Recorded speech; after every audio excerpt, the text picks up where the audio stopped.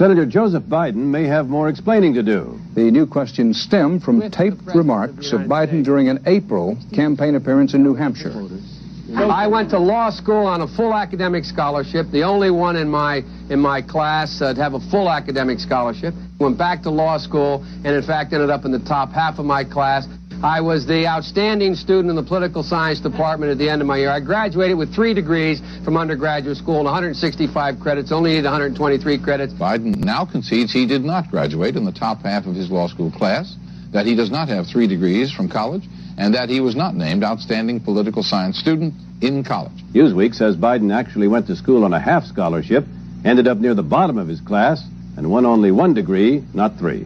Joe Biden ranked 76th in a class of 85 at the University of Syracuse Law School. I mean, this guy comes off this whole thing as a flyweight. Now Biden says Newsweek is right.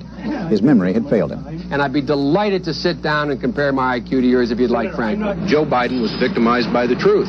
Bye-bye Biden. He may not know it yet, but I think this is going to be very difficult for him to recover. Is Joe Biden dead meat, yes or no? I think so. Bob? It's in terminal condition.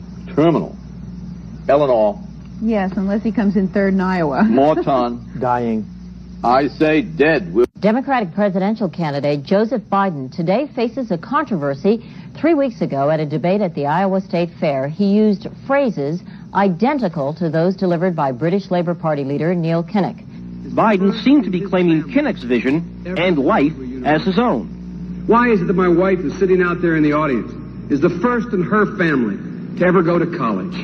Why is Gladys the first woman in her family in 1,000 generations to be able to get to university? My ancestors who worked in the coal mines in northeast Pennsylvania don't come up after 12 hours and play football. 8 hours underground and then come up and play football. It's because they didn't have a platform upon which to stand. There was no platform upon which they could stand. The notion that every thought or notion or idea you'd have to go back and find and attribute to someone, I think is, quite frankly, ludicrous. The problem here is that Senator Biden told his audience he'd just been thinking about these things, and he failed to give any credit at all to his famous British speechwriter. You know, I was thinking on the way over here.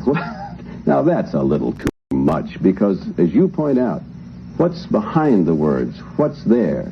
And a lot of people, the rap on Biden has always been that it's just a surface.